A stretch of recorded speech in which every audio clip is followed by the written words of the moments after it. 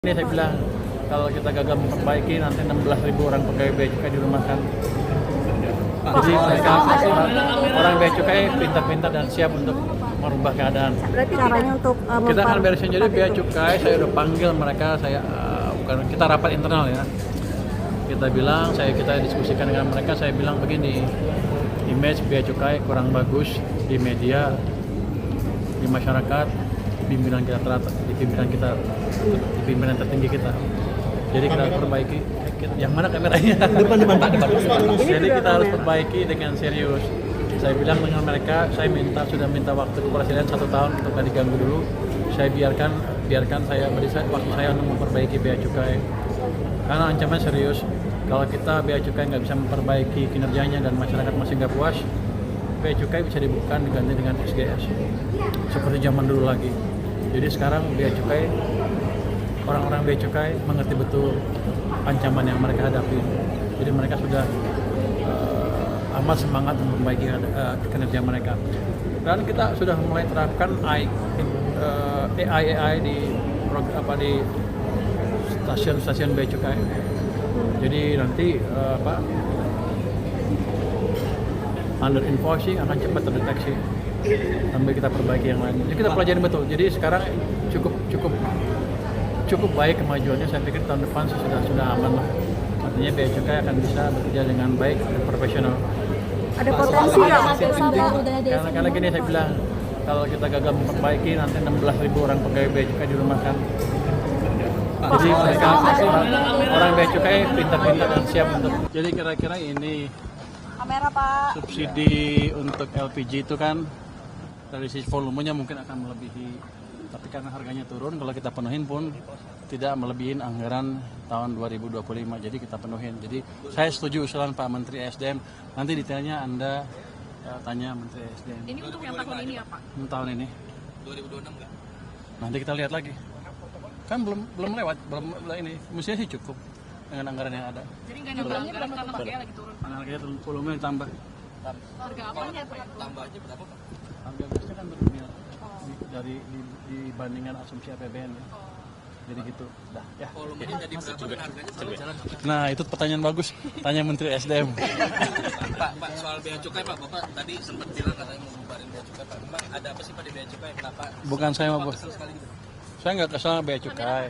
Tapi kita memerlukan keseriusan dari kita semua di Kementerian Keuangan untuk memperbaiki kinerja bea cukai. Jadi sempat ada wacana. Beliau juga pelit sama aja. Jadi kita optimalkan yang ada. Jadi kita optimalkan uang yang ada untuk menciptakan perbaikan ekonomi. Dan alhamdulillah sekarang sudah mulai terlihat.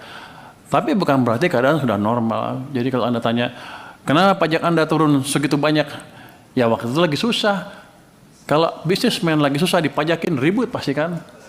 Uangnya juga nggak ada. Orang lagi rugi. Jadi itu yang mesti ditaruh di kepala kita bersama-sama ya.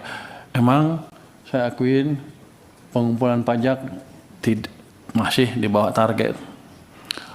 Akan kita perbaiki ke depan. Tapi tolong diingat juga sampai September Oktober itu kita enggak ideal kondisinya.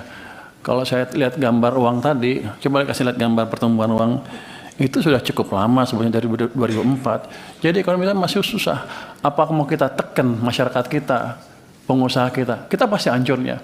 Jadi tolong dipertimbangkan juga hal itu. Saya juga pengennya pajaknya maksimal ini. Tapi ketika kita masih memberi stimulus ke ekonomi, saya belum memberi stimulus yang besar ya. Saya hanya memaksimalkan, mengoptimalkan uang yang ada supaya ekonomi bisa recover itu.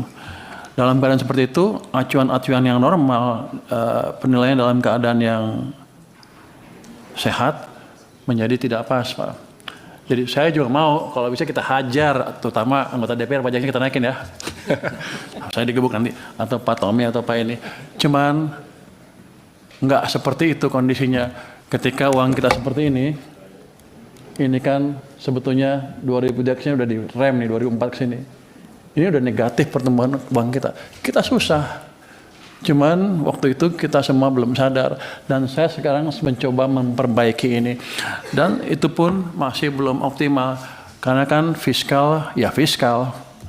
Masih ada sisi mesin ekonomi kita yang belum membantu dari sisi moneter.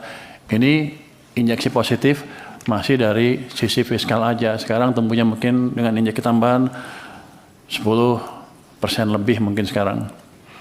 Tapi kan uang di bank sentral masih banyak, boleh ngomong gitu ya? Mereka menyerap uang dari perbankan itu 1.000 triliun sekarang di SRIB dan open market operation-nya. Kalau dia bantu sedikit aja, lebih bagus lagi. Ini kan saya pikir dalam keadaan sekarang tumbuh 20% untuk M0 masih bisa ditolerir tanpa menimbulkan inflasi yang berlebihan atau tanpa menimbulkan ekonomi kita kepanasan. Kan yang situ di bawah Komisi 11 juga.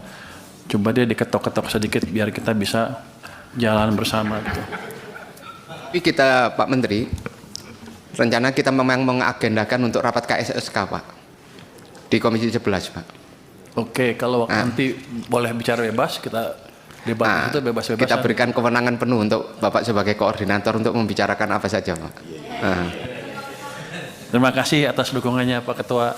Kan ini bukan buat kita, tapi bukan saya, bukan buat DPR, tapi buat seluruh masyarakat kita. Gimana caranya supaya kita bisa tumbuh cepat sesuai dengan rencana tadi. Kalau melihat itu tadi masukan dari Pak Dolvi, ya itu kan semua angka-angka dari apa? RPJMN ya. RPJMN kan banyak sektornya Pak ya. Bapak nanya ke saya itu, saya nggak tahu, saya boleh nggak masuk ke sektor-sektor itu, karena setiap saya masuk ke sana orang bilang Anda masukin urusan kementerian yang lain, ya bukan urusan saya emang, tapi kita akan coba diskusikan sana supaya itu Pak Ketua, jalan boleh merespon semua. Pak Ketua? Boleh. Coba gini, Silakan Pak Dolvi.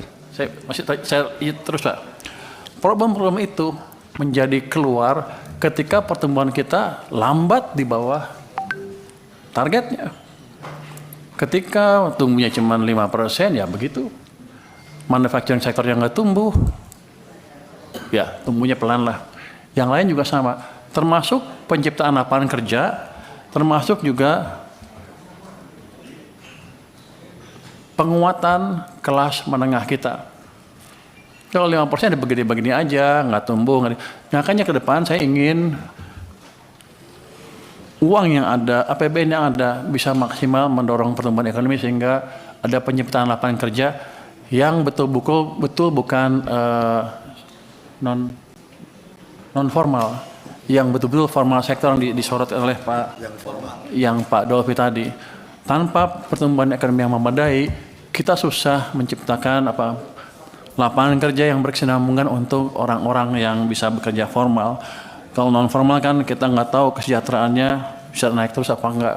Tapi itu modalnya adalah pertumbuhan ekonomi yang lebih cepat. Ini saya baru dorong yang ini kan, yang ada di tangan kita dulu. Ke depan kita akan pastikan iklim investasi akan lebih bagus lagi. Kementerian Perekonomian sudah melaunch